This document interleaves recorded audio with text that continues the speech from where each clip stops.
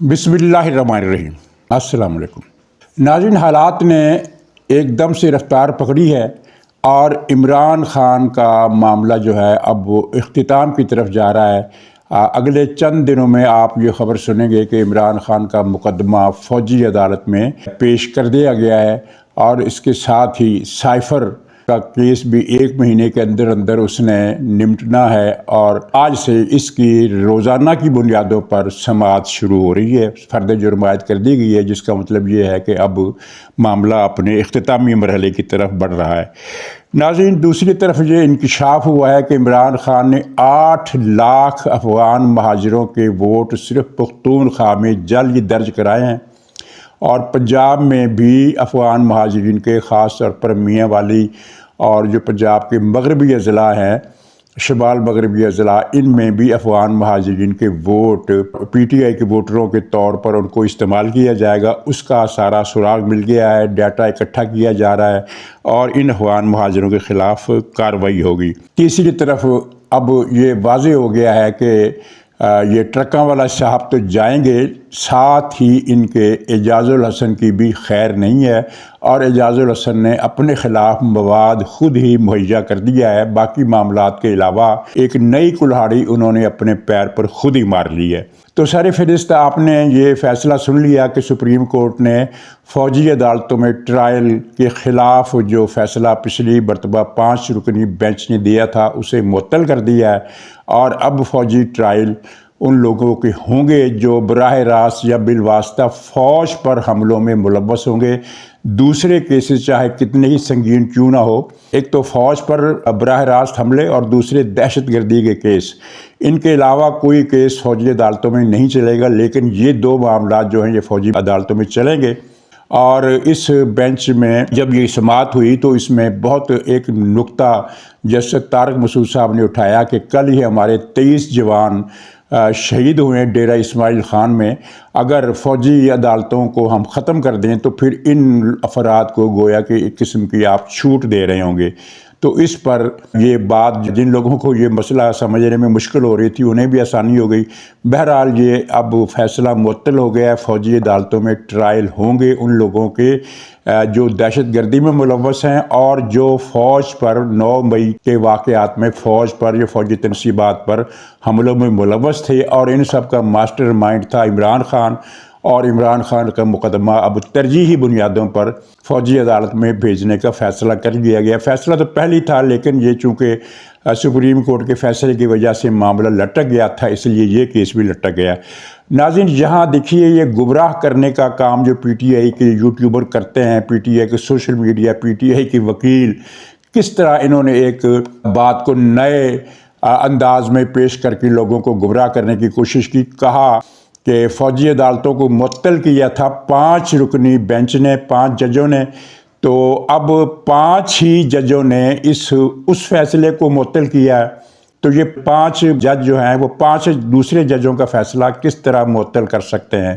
یہ تازہ فیصلہ 6 رکنی بینچ کا تھا جس میں 1 رکن نے مخالفت کی، وہ پچھلا فیصلہ معطل کرنے کی مخالفت کی، تو یوں 5 جج ہو گئے۔ تو یہ وہ پھیلا رہے ہیں کہ 5 ججوں کا فیصلہ 5 جج کس طرح معطل کر سکتے ہیں۔ یہ ہے، اس کو کہتے ہیں دجل اور فریب اور لوگوں کو بھٹکانا۔ قانون یہ ہے کہ 5 رکنی بینچ کے فیصلے کے خلاف اپیل 6 رکنی بینچ سنے گا یا 7 رکنی بینچ سنے گا، یعنی اس سے بڑا بینچ سنے گا۔ شرط یہ نہیں ہے کہ جو بینچ فیصلہ سنے گا 6 رکنی وہ متفقہ فیصلہ دے گا تب یہ بات مانی جائے گی، اور اگر متفقہ فیصلہ نہیں دے گا تو وہ بات نہیں مانی جائے گی۔ جہاں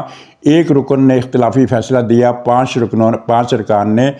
فیصلہ معطل کرنے کی حمایت کی، اگر 2 رکن بھی مخالفت کرتے تب بھی یہ فیصلہ اتنا ہی ویلڈ ہونا تھا جتنا کہ اب ہے۔ اس لیے کہ ٹیکنیکل جو قانون ہے، قانون میں جو ٹیکنیکل مسئلہ ہے وہ یہ ہے کہ ایک بینچ کا فیصلہ معطل کرنے کے لیے یا اس کے خلاف فیصلہ سنانے کے لیے اس سے بڑا بینچ بنے گا۔ بڑا بینچ بنا اور اس نے فیصلہ دے دیا، چاہے 5 رکنوں کی اکثریت سے دیا یا 4 ارکان کی اکثریت سے دیا، اس سے بحث نہیں، کیونکہ قانون یہ کہتا ہے کہ جو مقدمہ سنے گا وہ پچھلے بینچ سے بڑا ہوگا۔ قانون میں یہ نہیں لکھا ہوا کہ اس سے زیادہ ججوں کو فیصلہ متفق ہو کر کرنا پڑے گا، تبھی یہ فیصلہ انڈو ہوگا۔ اور یہ ہے پی ٹی آئی کا، انہوں نے پرسوں بھی ایک گمراہی پھیلائی، وہ یہ تھی کہ وزیر اعظم کاکڑ صاحب نے تاجروں سے خطاب کیا تو تاجروں کی اکثریت نے مطالبہ کیا کہ الیکشن ملتوی کیا جائے اور 2 سال کے لیے نگران حکومت بنائی جائے، اور اس کے پیچھے فوج کا ہاتھ ہے، اسٹیبلشمنٹ کا ہاتھ ہے، یہ پری پلان ڈرامہ تھا تاکہ فضا بنائی جائے، اور یہ الیکشن کو منسوخ کرنے کا جو منصوبہ تھا اس پر عمل شروع ہو گیا ہے، اور 2 سال کے لیے نگران حکومت بنے گی۔ یہ سارا پروپیگنڈا آپ نے سنا۔ حقیقت کیا تھی؟ حقیقت یہ تھی کہ ایک تاجر نے، بہت سے تاجروں میں سے صرف ایک تاجر نے یہ تجویز دی کہ قومی حکومت بنائی جائے 2 سال کے لیے، اور یا نگران حکومت کو ہی تسلسل دیا جائے 2 سال کے لیے، الیکشن ملتوی کیے جائیں۔ یہ صرف ایک تاجر کا مطالبہ تھا جس کو انہوں نے تاجروں کی اکثریت کا مطالبہ کر دیا۔ اور ویسے اگر آپ اصول دیکھیں تو اگر فرض کیجئے اکثریت، تاجروں کی اکثریت نے بھی یہ مطالبہ کیا ہوتا تو کہاں لکھا ہوا ہے کہ تاجروں کو فوج نے اکسایا یا اسٹیبلشمنٹ نے اکسایا؟ اتنی بات میں مانتا ہوں کہ اس موجودہ نگران حکومت میں وزیر اعظم سمیت کئی لوگ یہ چاہتے ہیں کہ الیکشن ملتوی ہو جائیں اور معاملہ آگے چلا جائے، تاکہ ہمارے جو موج میلہ، کیونکہ یہ نگران حکومت موج میلہ کر رہی ہے، خود کاکڑ صاحب موج میلہ کر رہے ہیں۔ انہوں نے اپنے ایک انٹرویو میں کہا تھا کہ مجھے وزیر اعظم ہاؤس کا بیڈ روم بہت پسند آیا ہے، حالانکہ ویسا بیڈ روم ان کے پاس خاصے پیسے ہیں، یہ اپنے پیسوں سے بھی بنوا سکتے ہیں۔ اس طرح کی بات کرنے سے ظاہر شکوک و شبہات بڑھتے ہیں، اور شکوک ہیں ان لوگوں نے جنگ میڈیا گروپ کے کچھ صحافیوں کے ذریعے ایک مہم چلوائی جس کے پیچھے پی ٹی آئی بھی تھی کہ الیکشن ملتوی کیے جائیں، لیکن تاجروں کی اس ملاقات کا کسی اسکیم سے کوئی تعلق نہیں ہے۔ تو خیر، اب فوجی عدالتوں کا مسئلہ طے ہو گیا، اور اب فوجی عدالتوں کے مسئلے کو لے کر یہ لوگ کہہ رہے ہیں کہ جناب مارشل لا لگ گیا ہے، پاکستان میں مارشل لا نافذ ہو گیا ہے۔ فوجی عدالتوں کے تحت مقدمات عمران خان کے دور میں بھی چلے، انہیں سزائیں بھی ہوئیں، تو کیا عمران خان کا دور بھی مارشل لا کا دور تھا؟ اچھا، اب اس کے ساتھ ہی سائفر کیس میں وہ سنگ میل، ایک مائل سٹون ڈے تھا کل، جب فرد جرم لگ گئی، اور اس فرد جرم میں جو بڑے خطرناک الزامات ہیں، مثلا یہ کہ عمران خان نے یہ سائفر جو سرکاری دستاویز تھی، نہ صرف یہ کہ اس کو لیک کیا بلکہ اس کو اپنے فائدوں کے لیے استعمال کیا، اس کو غیر قانونی طور پر اپنی تحویل میں رکھا، یہ سارے بڑے سنگین الزامات ہیں۔ فرد جرم لمبی ہے، میں نے اس کے 3 موٹے نکات آپ کو بتائے، اور یہ تینوں ہی سنگین ہیں۔ عمران خان نے بچنے کے لیے تاخیری ہتھ کنڈوں کا یہ ماہر ہے، اور اس نے اپنی وکیلوں کے ذریعے، اور اس کے وکیل جو ہے وہ مہا جھوٹے ہیں، مثلا یہ سلمان صفدر، اس کے بارے میں مشہور ہے وکیلوں میں کہ جھوٹ بولنے کا جتنا دیدہ دلیری سے جھوٹ بولنے کا جتنا آرٹ اس کو آتا ہے، بہت کم لوگوں کو آتا ہوگا۔ آپ نے کل سنا کہ عدالت میں فرد جرم لگ گئی، اس نے باہر آ کر کہا کہ فرد جرم نہیں لگی، جھوٹ ہے، جھوٹی خبر ہے، کوئی فرد جرم عائد نہیں ہوئی۔ تو اس طرح کے جھوٹے وکیل سارے عمران خان نے اکٹھے کیے ہوئے ہیں، اور ماشاءاللہ جتنا جھوٹا خود عمران خان ہے، تو اس نے اپنے ہی جیسے جھوٹے اپنے لیے وکیل رکھے ہوئے ہیں جو اس کو الٹا پھنسا رہے ہیں۔ بہرحال اس نے معاملہ لٹکایا، پچھلی مرتبہ فرد جرم لگی، اس نے عدالت میں چیلنج کیا، وہ ساری کارروائی کالعدم ہو گئی۔ فائدہ کیا ہوا؟ فائدہ یہ ہوا اس کو کہ اب جو سزا ملے گی، اس کو سزا تو ملنی ہے، اس میں گویا کہ 1.5 مہینے کا اضافہ ہو گیا سزا کا۔ کیوں؟ اگر سزا پہلے مل جاتی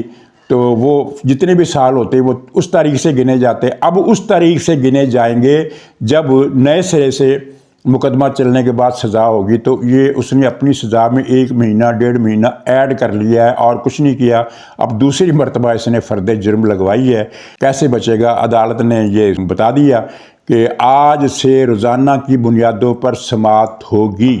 اور گواہ جو ہیں پی ٹی آئی والے اب خوش ہو رہے ہیں کہ گواہ اتنے زیادہ ہیں کہ ان پر جرا ہوتے ہوتے بھی 3 مہینے لگ جائیں گے۔ اگر 3 مہینے لگتے ہیں تو عمران خان کی 3 مہینے کی سزا اور بڑھ جائے گی، اور کیا نتیجہ نکلے گا؟ لیکن 3 مہینے نہیں لگیں گے۔ بہت سارے گواہ ایسے ہیں جن میں سے 6 7 5 تو ایک ہی تاریخ میں بھگت جائیں گے۔ 1 مہینہ ڈیڈ لائن ہے اس میں اس کو سزا ہونے کی۔ ناظرین، 8 لاکھ ووٹروں کا اندراج افغان مہاجروں کا ایک بہت بڑا سکینڈل ہے۔ آپ اندازہ کریں کہ عمران خان کا کیسا شیطانی ذہن ہے کہ اس نے چپ چپیتے کسی کو پتہ بھی نہیں چلنے دیا، اور آپ اس سے یہ ظاہر بھی ہو گیا کہ افغان مہاجروں کے مسئلے پر پی ٹی آئی ایک دم دم پر کیوں کھڑی ہو گئی، اور عمران خان نے کس طرح آرمی چیف کے بیان کے روز ہی ایک اختلافی بیان جاری کر دیا۔ ان کا بہت دکھ گہرا ہے۔ ان کے خواب و خیال میں بھی یہ نہیں تھا کہ ہماری یہ چوری، اتنی بڑی چوری، اصل میں تو یہ ملک کے خلاف چوری ہے، پکڑی جائے گی۔ یہ بڑے مطمئن تھے۔ ایک ہی صوبے میں 8 لاکھ ووٹ پانسا پلٹنے کے لیے کافی ہوتے ہیں، اور یہ سارے کے سارے وہ افغان مہاجر تھے جو پاکستان میں غیر قانونی طور پر مقیم ہیں، یعنی یہ وہ رجسٹرڈ افغان مہاجر نہیں ہیں جن کا تسلسل روس کے حملے کے بعد سے شروع ہوا اور پھر امریکہ کے حملے کے بعد اس میں مزید ایڈ اپ ہوئے افغان مہاجر۔ جب یہ اشرف غنی کی حکومت گئی ہے اور یہ اس لابی سے تعلق رکھتے ہیں، آپ اندازہ کریں کہ یہ اشرف غنی کی جو لابی ہے یہ ہے، اور طالبان ایک دوسرے کے دشمن ہے۔ افغانستان میں جانی دشمنی ہے ان کی، جس طرح کی دشمنی یعنی بہت کم ہوتی ہے، ایک دوسرے کے جان کے دشمن ہے طالبان اور اشرف غنی کے حامی۔ لیکن عمران خان کی حمایت میں یہ دونوں دھڑے متحد ہیں، طالبان اور اشرف غنی گروپ۔ کیوں؟ اس کی بنیادی وجہ یہ ہے کہ افغانستان میں افغان نیشنلزم کی جو تحریک ایک چلی ہے، جس کے تحت وہ پاکستان کے پشتون بیلٹ کو اپنے افغانستان میں ضم کرنا چاہتے ہیں، اس میں دونوں کا نقطہ نظر ایک ہی ہے، چاہے وہ اشرف غنی کیمپ ہو، حامد کرزئی کیمپ ہو، یا یہ طالبان ہو۔ اور انہوں نے یہاں پاکستان میں ٹی ٹی پی بھی عمران خان کے حامی، اور اشرف غنی کیمپ کے آئے ہوئے افغان مہاجر وہ بھی عمران خان کے حامی، اور عمران خان نے ان کو 8 لاکھ ووٹر، اس میں خیر سارے اشرف غنی کے نہیں ہوں گے، کیونکہ اشرف غنی کی حکومت جب ختم ہوئی تو اس کے بعد تو اتنا ٹائم نہیں تھا کہ 8 لاکھ کی رجسٹریشن ہو جاتی۔ اس میں ظاہر ہے ٹی ٹی پی کے لوگ بھی بہت سارے شامل ہوں گے، لیکن کل تعداد جس کا سراغ ملا ہے انٹیلیجنس اداروں کو، وہ ڈیٹا ان کے پاس آ گیا ہے کہ 8 لاکھ مہاجر ہیں۔ اب مسئلہ جو ہے ایک بڑا ٹاسک ہے، بہت بڑا ٹاسک ہے کہ ان 8 لاکھ کو ڈھونڈ کر افغان پاکستان سے نکالا جائے، اور اس کے یہ نکالنے میں دیر لگ سکتی ہے، لیکن اس دیر کا مطلب یہ نہیں ہے کہ الیکشن ملتوی ہو جائیں گے، بلکہ جن کو نہیں نکالا جا سکے گا ان کے شناختی کارڈ اور وہ ان کا جو ووٹرز کی لسٹ میں جو ان کا نام ہے وہ کاٹ دیا جائے گا۔ وہ عمل جو ہے وہ چاہے روپوش ہوں، کہیں موجود ہوں، وہ ووٹ نہیں ڈال سکیں گے۔ یہ کام پہلے کر لیا جائے گا، اور جب یہ کام ہو جائے گا تو الیکشن میں اس حوالے سے کوئی رکاوٹ آنے کا سوال پیدا نہیں ہوگا۔ لیکن 8 لاکھ کو نکالنا بھی ایک مسئلہ ہے۔ مسئلے سے مراد ہے کہ اس میں ٹائم لگے گا، بہت محنت لگے گی، اور یہ جو دہشت گردی ہو رہی ہے جس میں اضافہ ہو گیا ہے، کئی لوگ اس معاملے کو پہلے سنجیدہ نہیں لیتے تھے، لیکن اب انہیں اندازہ ہو گیا آہستہ آہستہ۔ وہاں عمران خان کے حامی تمام، اب عمران خان کی مخالف جتنی بھی قوتیں ہیں پختونخوا میں، جماعت اسلامی کو چھوڑ کر